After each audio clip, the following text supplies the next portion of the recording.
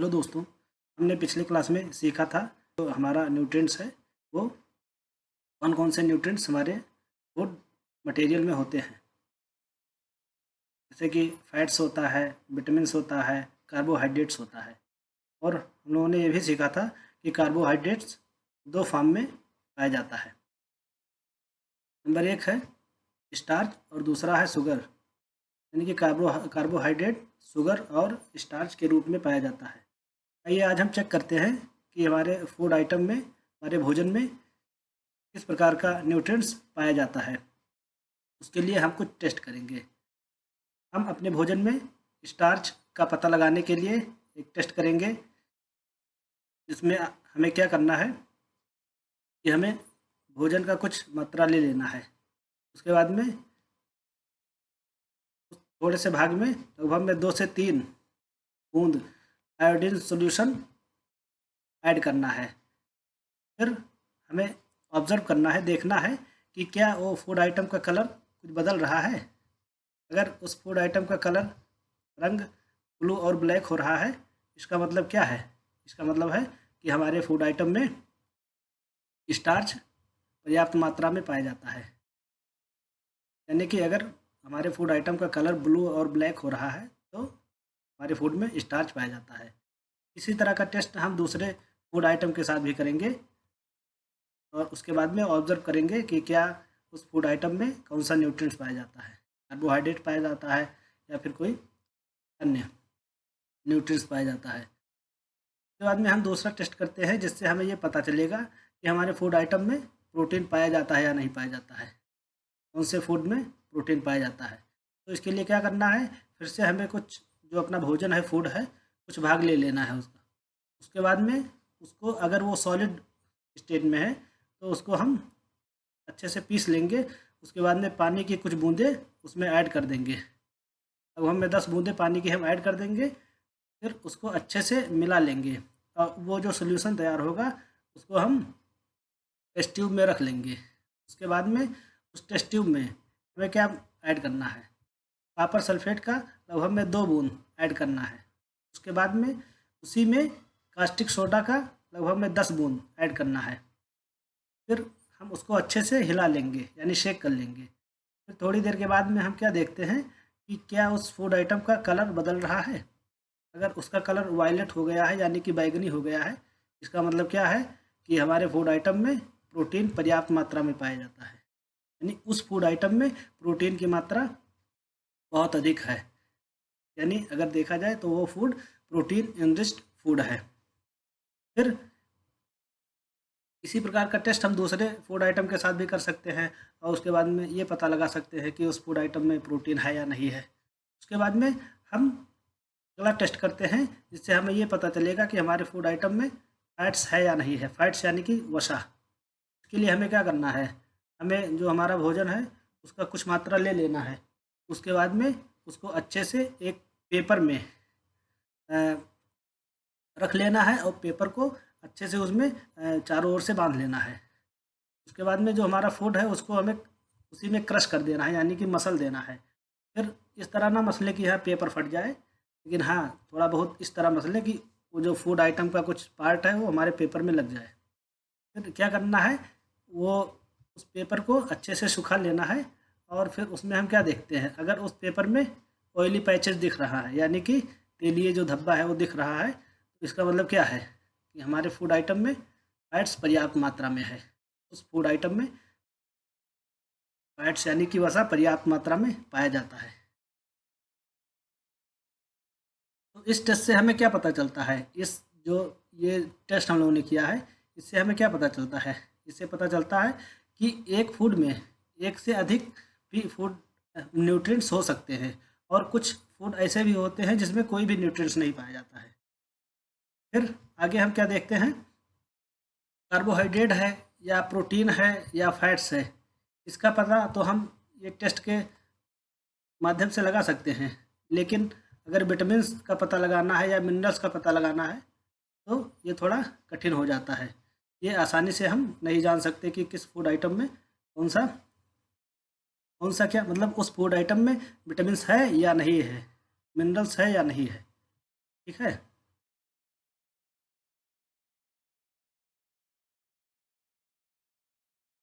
आइए अब हम देखते हैं कि जो न्यूट्रिएंट्स होते हैं ये हमारे शरीर के लिए क्यों जरूरी होते हैं, इनका इम्पोर्टेंस क्या है, महत्व क्या है। जैसा कि देखा गया है कि कार्बोहाइड्रेट्स क्या करता है हमारे शरीर में, जो है वो एनर्जी प्रोवाइड करता है। कार्बोहाइड्रेट्स हमारे शरीर में एनर्जी प्रोवाइड करता है। कार्बोहाइड्रेट्स के अलावा अगर देखा जाए फैट्स जो होता है वो भी हमारे शरीर को एनर्जी प्रोवाइड करता है। ऐसे फूड्स जो हमारे शरीर को एनर्जी देते हैं उनको हम क्या कहते हैं, उनको कहते हैं energy giving food. Energy giving food जैसे कि हमारा कार्बोहाइड्रेट हो गया, फैट्स हो गया, ये हमारे बॉडी को एनर्जी प्रोवाइड करते हैं, इसलिए इन्हें हम एनर्जी गिविंग फूड्स कहते हैं। ये भी देखा गया है जो फैट्स होता है वो कार्बोहाइड्रेट के कंपेयर में हमारी बॉडी को ज़्यादा एनर्जी देता है। फिर आगे क्या कहता है कि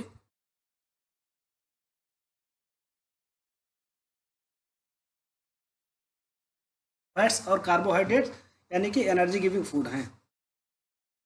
आगे जो प्रोटीन होता है वो क्या करता है, प्रोटीन हमारे शरीर में ग्रोथ को इन्हेंस करता है और हमारी बॉडी में अगर कोई कमी आ जाती है तो उसको रिपेयर करता है। प्रोटीन का काम ये होता है। ऐसे फूड्स जो हमारे शरीर को प्रोटीन प्रोवाइड करता है उसको हम क्या कहते हैं, बॉडी बिल्डिंग फूड्स, क्योंकि हमारे शरीर में ग्रोथ और रिपेयर का काम करता है, इसलिए प्रोटीन इनरिच्ड फूड को हम क्या कहते हैं, बॉडी बिल्डिंग फूड। फिर क्या कहते हैं, विटामिन का काम क्या होता है हमारे शरीर में, तो हमारे शरीर में जो बीमारियां होती हैं उनसे विटामिन जो है हमें बचाता है, यानी कि विटामिन की कमी से ही हमारे शरीर में बीमारियां हो जाती है। विटामिन का काम क्या है कि विटामिन हमारे शरीर में होने वाली बीमारियों से हमें बचाता है, डिजीज से लड़ने का काम करता है विटामिन। और इसके अलावा भी विटामिन के काम हैं, जैसे कि आँख को, हड्डियों को और जो गम्स होते हैं यानी कि मसूड़े होते हैं उनको हेल्दी रखता है। इसके अलावा अगर देखा जाए विटामिन, तो विटामिन कई प्रकार के होते हैं, कई भागों में बांटा गया है, जैसे कि विटामिन ए है और विटामिन सी है, विटामिन डी है, और अगर आगे देखते हैं तो विटामिन ई है और विटामिन के है। एक और होता है विटामिन बी कॉम्प्लेक्स। ये बी कॉम्प्लेक्स है क्योंकि इसमें कई ग्रुप ऑफ विटामिन होते हैं, इसलिए इसको हम विटामिन बी कहते हैं, बी कॉम्प्लेक्स कहते हैं। ये अलग अलग जो विटामिन होते हैं इनका हमारे शरीर में अलग अलग इम्पोर्टेंस होता है, अलग अलग इनका महत्व है। जैसे कि विटामिन ए का क्या काम है, विटामिन ए हमारे स्किन और आई को हेल्दी रखता है। विटामिन सी क्या करता है, विटामिन सी हमारे शरीर में आने वाली बीमारियों से लड़ने का काम करता है। विटामिन डी का काम क्या है, विटामिन डी हमारे हड्डियों को और टीथ को यानी कि दांत को कैल्शियम प्रोवाइड करता है, क्योंकि विटामिन डी इनरिच्ड फूड में कैल्शियम पर्याप्त मात्रा में पाया जाता है, इसलिए हमारी हड्डियों और टीथ को इसको कैल्शियम की बहुत आवश्यकता होती है हेल्दी रहने के लिए, उनको कैल्शियम प्रोवाइड करता है विटामिन डी। के बाद में अगर देखते हैं कुछ ऐसे फूड आइटम्स दिए गए हैं जिसमें अलग अलग प्रकार की विटामिन पाई जाती हैं, इसको हम बाद में देखेंगे। फिर क्या कहता है, मिनरल्स का काम क्या होता है। मिनरल्स का काम अगर देखा जाए तो हमारी बॉडी को बहुत ही कम मात्रा में आवश्यकता होती है मिनरल्स जैसे कि देखा जाए अगर कौन कौन से मिनरल्स होते हैं, तो आयोडीन हो गया, आयरन हो गया, फास्फोरस हो गया और जो है कैल्शियम हो गया, ये मिनरल्स हैं। मिनरल्स का जो इम्पोर्टेंट है हमारे शरीर में बहुत ही अधिक है, इसकी कुछ मात्रा हमारे शरीर को चाहिए होता है। अलग अलग प्रकार के मिनरल्स हैं जिसके मतलब प्रत्येक प्रकार के मिनरल्स जो हैं उनकी आवश्यकता होती है हमारे शरीर में, इसलिए विकास के लिए, हमारे शरीर के ग्रोथ के लिए, प्रॉपर ग्रोथ के लिए अगर देखा जाए मिनरल्स की आवश्यकता होती है, और जो हमारा हेल्थ है उसको मेंटेन रखता है मिनरल्स। इसके अलावा अगर देखा जाए तो हम ये भी देखते हैं कि कुछ हमारे फूड आइटम्स ऐसे होते हैं जिसमें एक से अधिक मिनरल्स यानी कि न्यूट्रिएंट्स पाए जाते हैं, और कुछ फूड आइटम्स ऐसे होते हैं जिसमें कि कोई एक पर्टिकुलर न्यूट्रिएंट्स की मात्रा बहुत अधिक होती है, जैसे कि अगर हम राइस की बात करते हैं, चावल की बात करते हैं, तो चावल में सबसे ज़्यादा कार्बोहाइड्रेट्स पाया जाता है। इसलिए अगर हम देखें तो चावल को क्या कहते हैं, कार्बोहाइड्रेट रिच सोर्स कहते हैं, सोर्स ऑफ फूड, यानी कि चावल में कार्बोहाइड्रेट की मात्रा सबसे ज़्यादा होती है।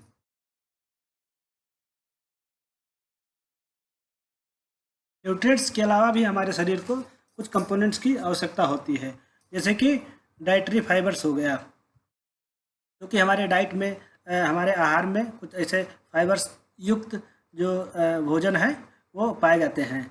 और इसके अलावा वाटर हो गया, यानी कि पानी, ये हमें मेनली कहाँ से मिलते हैं, तो ये अगर देखा जाए डाइटरी फाइबर्स, तो ये हमें मेनली प्लांट प्रोडक्ट से मिलते हैं, जैसे कि हो गया ग्रेन हो गया, और ये पल्सेस हो गई, और इसके अलावा अगर देखा जाए तो ये पोटैटो हो गया, फ्रेश फ्रूट हो गया, फूड हो गया, यानी कि फ्रूट अगर देखा जाए, वेजिटेबल्स हो गया, ये सब, इन सब चीज़ों से हमें डाइटरी फाइबर्स मिलते हैं। इनको हम एक और नाम से जानते हैं, रफेज के नाम से भी जानते हैं।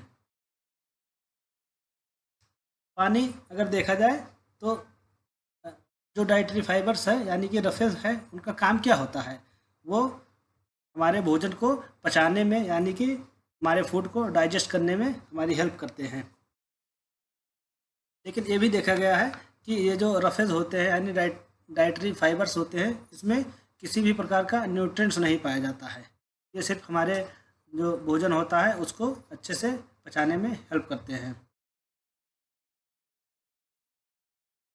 इसके अलावा अगर देखा जाए तो हमारे बॉडी में पानी की भी आवश्यकता होती है। पानी क्या करता है, हमारे बॉडी में जो न्यूट्रिएंट्स होता है, जो फूड में न्यूट्रिएंट्स होता है, उसको हमारी बॉडी में एब्जॉर्ब करता है। पानी का ये काम होता है। उसके बाद में इसके अलावा एक और काम है पानी का, जो हमारे बॉडी में कुछ वेस्टेज मटेरियल बन जाते हैं, उसको भी ये बाहर निकालने में हमारी मदद करता है। इसके माध्यम से, यूरिन के माध्यम से, और स्वेट के यानी कि पसीने के माध्यम से, ये जो हमारे बॉडी में कुछ वेस्टेज हो जाते हैं उनको निकालता है। ये पानी की पूर्ति हमें कैसे होती है हमारे बॉडी को, तो अगर देखा जाए जो कुछ भी हम पीते हैं, जैसे कि पानी हो गया, और मिल्क यानी कि दूध है, चाय है, घी है, इससे हमें कुछ मात्रा में पानी की पूर्ति हो जाती है। इसके अलावा भी अगर देखा जाए, कुछ हमारे जो कुक्ड फूड हैं, जैसे कि जो बने हुए भोजन है, तैयार भोजन है, उससे भी हमें पानी की पूर्ति हो जाती है। जो उसमें वेजिटेबल्स होते हैं या फ्रूट्स होते हैं, उसका भी इस्तेमाल करके हम अपने बॉडी में जो पानी की आवश्यकता होती है उसको पूरा करते हैं। आइए अब हम बात करते हैं कि ये बैलेंस डाइट क्या होता है, संतुलित आहार क्या होता है। तो संतुलित आहार की आवश्यकता क्यों होती है, हमारा जो हेल्थ है उसको अच्छे से मेंटेन रखने के लिए और उसका ग्रोथ करने के लिए हमें ये संतुलित आहार की आवश्यकता होती है। संतुलित आहार में क्या क्या होता है, सभी प्रकार के न्यूट्रिएंट्स पाए जाते हैं जो कि हमारी बॉडी को, जो कि हमारे शरीर के लिए आवश्यक होते हैं। ना बहुत ज़्यादा मात्रा में, ना बहुत कम मात्रा में पाए जाते हैं। इसके अलावा अगर देखा जाए न्यूट्रिएंट्स के अलावा, तो रफेज और वाटर की भी आवश्यकता होती है एक बैलेंस डाइट में। और इसका अगर मात्रा देखा जाए तो अच्छी मात्रा में होना चाहिए, यानी कि ना बहुत अधिक मात्रा में होनी चाहिए, ना बहुत कम मात्रा में होनी। ऐसे डाइट को हम बैलेंस डाइट कहते हैं।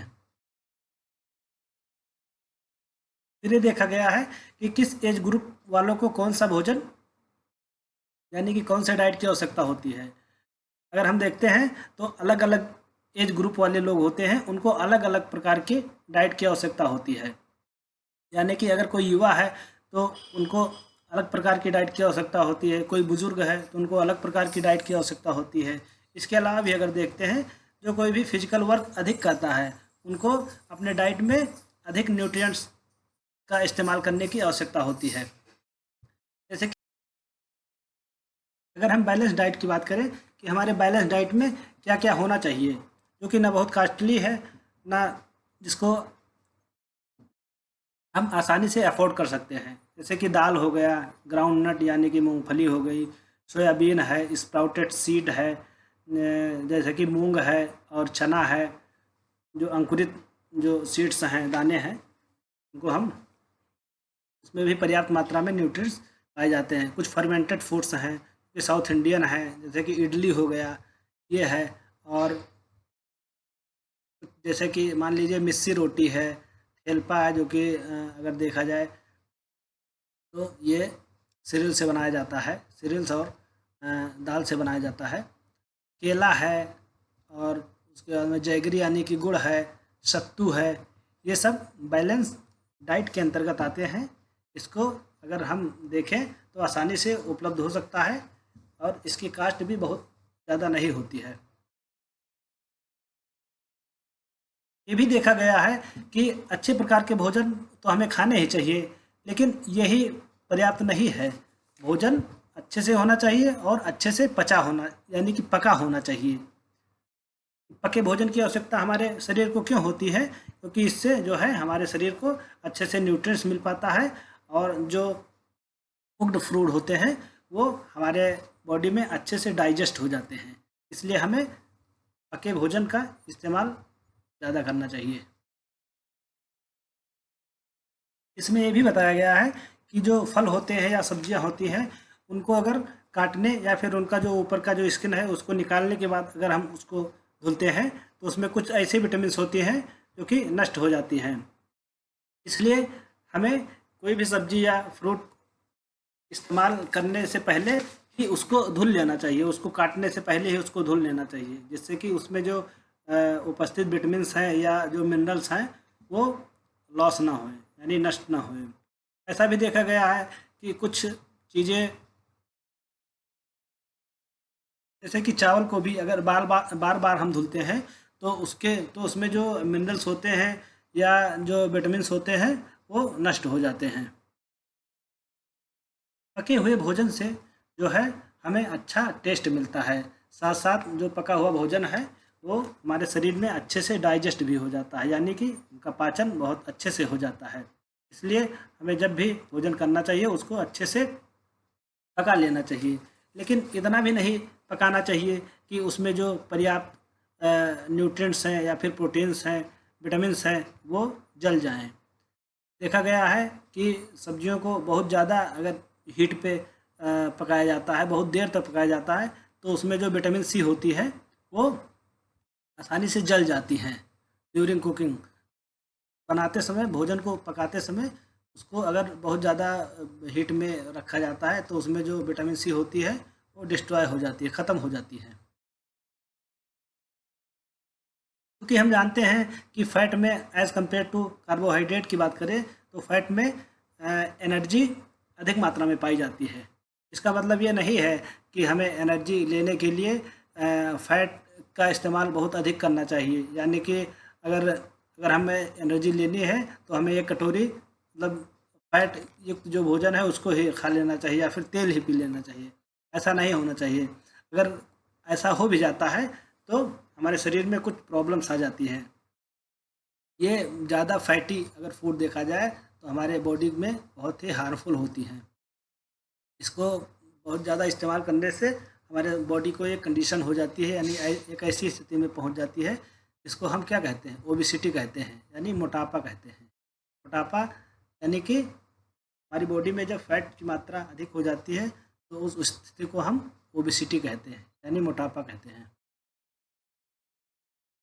आइए हम देखते हैं कि ये डेफिशिएंसी डिजीज क्या होती है। जब लंबे समय तक हमारे भोजन में कोई न्यूट्रिएंट्स या प्रोटीन की कमी हो जाती है तो हमारे शरीर में एक डिजीज हो जाती है, जिसको हम डिफिशियंसी डिजीज कहते हैं, यानी कि किसी न्यूट्रिएंट्स या प्रोटीन की कमी से होने वाली डिजीज, उसको हम डिफिशियंसी डिजीज कहते हैं।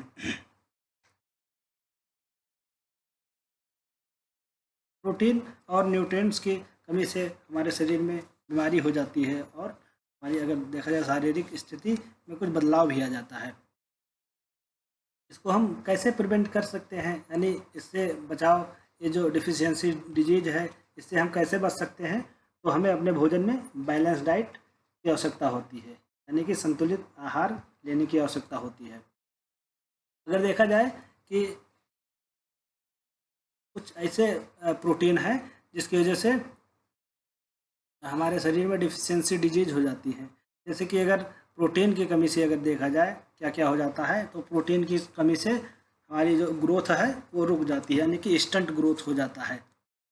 उसके अलावा अगर देखा जाए स्वेलिंग ऑफ फेस, यानी कि चेहरे पे सूजन आ जाती है, चेहरे पे सूजन आ जाती है, इंस्टेंट ग्रोथ हो जाता है, साथ साथ हमारा जो चेहरा है वो सूज जाता है। डिसकलरनेस ऑफ हेयर, हमारे जो बाल हैं वो कलर सफ़ेद हो जाते हैं, काले नहीं रह जाते हैं। स्किन डिजीज हो जाती है और साथ साथ डायरिया भी हो जाता है। इसके साथ अगर देखा जाए, अगर प्रोटीन की बात किया जाए कि प्रोटीन से कौन कौन सी दिक्कत आ सकती है, तो जो हमारा ग्रोथ है वो कम्प्लीटली स्टॉप हो जाता है। प्रोटीन की कमी से प्रोटीन और कार्बोहाइड्रेट अगर हमारे फूड मटेरियल्स में पर्याप्त मात्रा में नहीं है, तो इससे क्या होगा कि हमारा जो ग्रोथ है वो कम्प्लीटली स्टॉप हो जाएगा, क्योंकि पूरी तरह से हमारा ग्रोथ रुक जाएगा। उसके बाद में और क्या क्या होता है, आदमी झुक जाता है, उसकी जो हड्डियां हैं वो पतली हो जाती हैं, वो बहुत पतला हो जाता है और बहुत ही कमज़ोर हो जाता है। इतना कमज़ोर हो जाता है कि वो एक जगह से दूसरी जगह पे जाने में असमर्थ हो जाता है।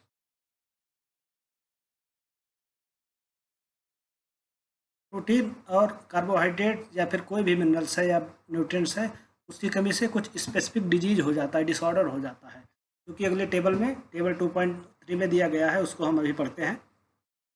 और इससे बचने के लिए हमें बैलेंस डाइट की आवश्यकता होती है, ये हम लोगों ने पहले ही पढ़ लिया है। तो आइए देखते हैं कि जो प्रोटीन है या फिर जो मिनरल्स है उसकी कमी से हमें कौन कौन सी बीमारियां हो जाती हैं।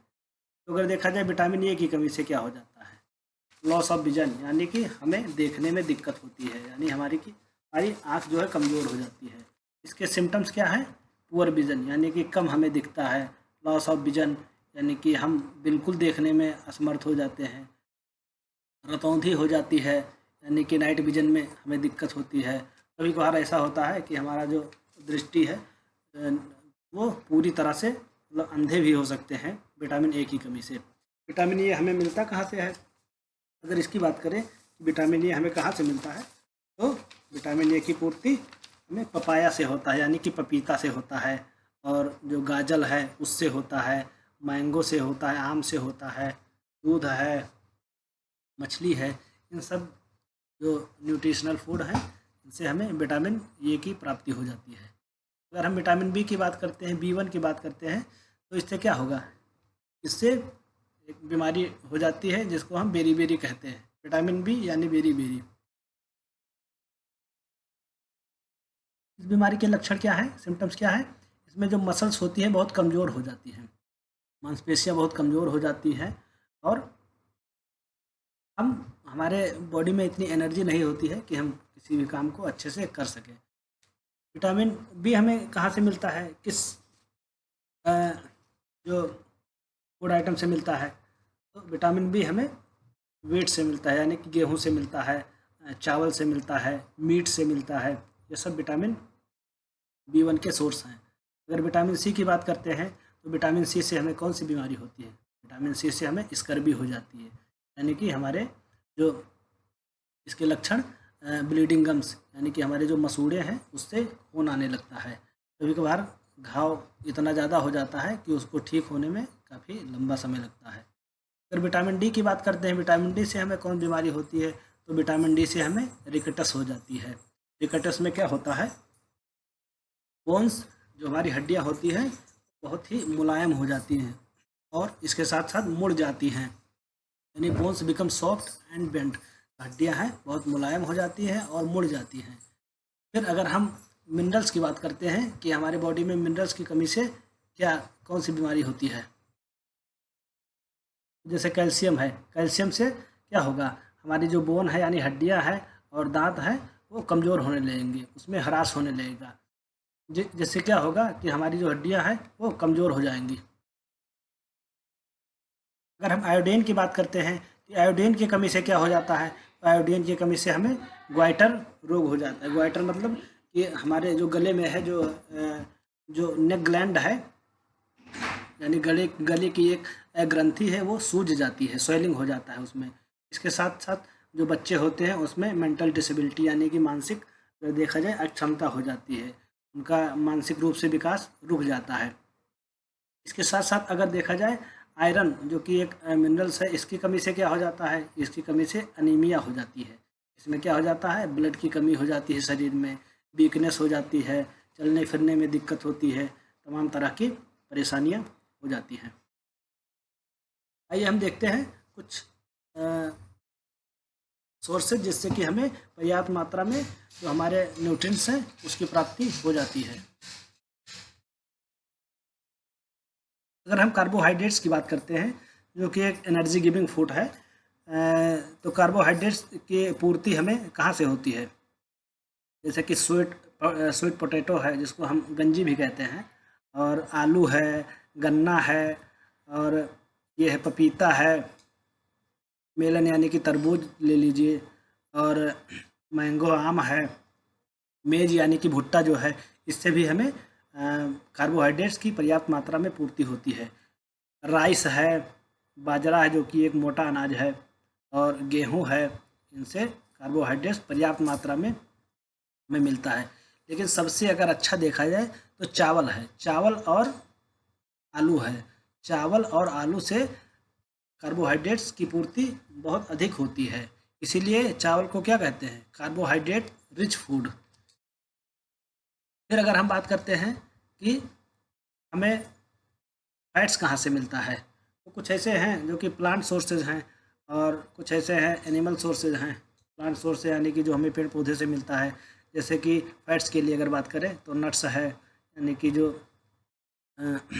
आलमंड होता है उससे मिलता है, तिल है, तिल ऑयल है, उससे भी मिलता है हमें फैट्स। ग्राउंड नट्स है जो कि मूंगफली है, मूंगफली के दाने से हमें बढ़िया मात्रा में फैट्स मिलता है।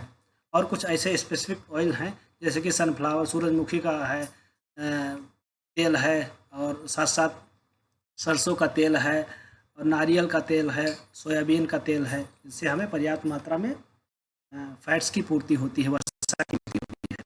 तो अगर देखा जाए एनिमल सोर्सेज कौन कौन से हैं, तो एनिमल सोर्सेज जैसे घी है, मिल्क है, दूध है, बटर है यानी मक्खन है, क्रीम है, अंडे हैं, मीट है और मछलियां हैं। इन सब चीज़ों से हमें बढ़िया मात्रा में फैट्स की पूर्ति होती है। फिर अगर हम बात करते हैं कि हमें प्रोटीन किससे मिलता है, तो प्रोटीन की अगर बात करें कि हमें प्रोटीन किससे मिलता है, तो इसका सबसे बढ़िया सोर्स है दाल, तूर दाल यानी अरहर की दाल। अरहर की दाल से हमें पर्याप्त मात्रा में। दूसरा है सोयाबीन, सोयाबीन से हमें बहुत ही अधिक मात्रा में प्रोटीन मिलता है। मूंग हो गया और चना हो गया, मटर है, और इन सब बीन्स है, इन सब फूड आइटम है, इंग्रेडिएंट्स हैं, इनसे हमें पर्याप्त मात्रा में प्रोटीन की पूर्ति होती है। साथ साथ अगर देखा जाए तो कुछ एनिमल प्रोडक्ट्स हैं जैसे कि दूध है, मछली है, मीट है, पनीर है और एग्स हैं, इनसे भी हमें पर्याप्त मात्रा में प्रोटीन की पूर्ति होती है।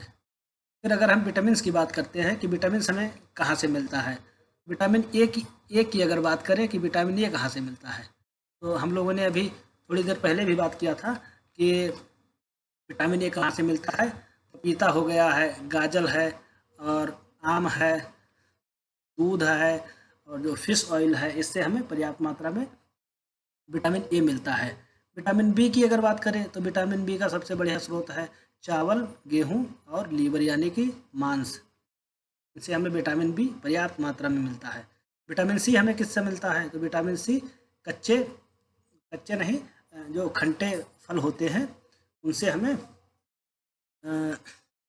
विटामिन सी की पूर्ति होती है, जैसे कि ऑरेंज हो गया यानी संतरा है, टोमेटो यानी टमाटर है, गुआवा, और ये जो हरी मिर्च है इससे हमें, नींबू है, आंवला है, इससे विटामिन सी की पर्याप्त मात्रा में पूर्ति होती है। विटामिन डी की अगर बात करें तो विटामिन डी मछली हो गया, और लीवर है, अंडे हैं, दूध है और बटर है, इससे हमें पर्याप्त मात्रा में विटामिन डी मिलता है। फिर अगर हम मिनरल्स की बात करें कि मिनरल से हमें किस चीज़ से कौन सा मिनरल्स मिलता है, किस इंग्रेडिएंट से किस प्रकार का मिनरल्स मिलता है। अगर आयोडीन की बात करें आयोडीन हमें कहाँ से मिलता है? जिंजर यानी कि अदरक से मिलता है, और क्रीम से मिलता है, मछली से मिलता है। फास्फोरस की बात करें तो फास्फोरस का सबसे बढ़िया अगर सोर्स देखा जाए तो बनाना है, यानी कि केला है, हरी मिर्च है, और दूध है, गेहूँ है, चावल है। इससे हमें पर्याप्त मात्रा में फास्फोरस की पूर्ति होती है। फिर हम अगर बात करते हैं आयरन हमें कहाँ से मिलता है, तो आयरन मतलब पालक से मिलता है। जो हरी पत्तेदार सब्जियां होती हैं जैसे कि पालक हो गया, इससे हमें पर्याप्त मात्रा में आयरन मिनरल्स की पूर्ति होती है। सेब है, एप्पल और अमरूद और लीवर है यानी मांस है, इससे हमें पर्याप्त मात्रा में आयरन की पूर्ति होती है। अगर हम कैल्शियम की बात करें जो कि हमारे बोन्स के लिए बहुत ही इम्पोर्टेंट होती है, बोन्स और टीथ के लिए बहुत ही कैल्शियम इम्पोर्टेंट होती है, इसलिए तो कैल्शियम जो है वो हमें दूध से मिलता है और अंडों से मिलता है। तो इस प्रकार हम लोगों ने सीखा कि विभिन्न प्रकार के जो न्यूट्रिएंट्स हैं वो विभिन्न विभिन्न प्रकार के फूड आइटम से मिलता है। कुछ फूड आइटम्स ऐसे होते हैं जिसमें कई प्रकार के न्यूट्रिएंट्स समाहित होते हैं, और कुछ फूड आइटम्स ऐसे होते हैं जिसमें कोई भी प्रकार का न्यूट्रिएंट्स नहीं होता है। इसकी जो है बैलेंस डाइट, हमें अपने बैलेंस डाइट में जो ये इंग्रेडिएंट्स हैं, फूड आइटम्स हैं, इनको लेना चाहिए। इसी के साथ इस वीडियो का एंड करते हैं, और अगले वीडियो में हम कोशिश करेंगे कि इस चैप्टर का जो क्वेश्चन आंसर है उसको हम सॉल्व करने की कोशिश करेंगे। तब तक के लिए धन्यवाद। चैनल को सब्सक्राइब करिए और लाइक करिए, और जितना हो सके उतना आप लोग शेयर करिए।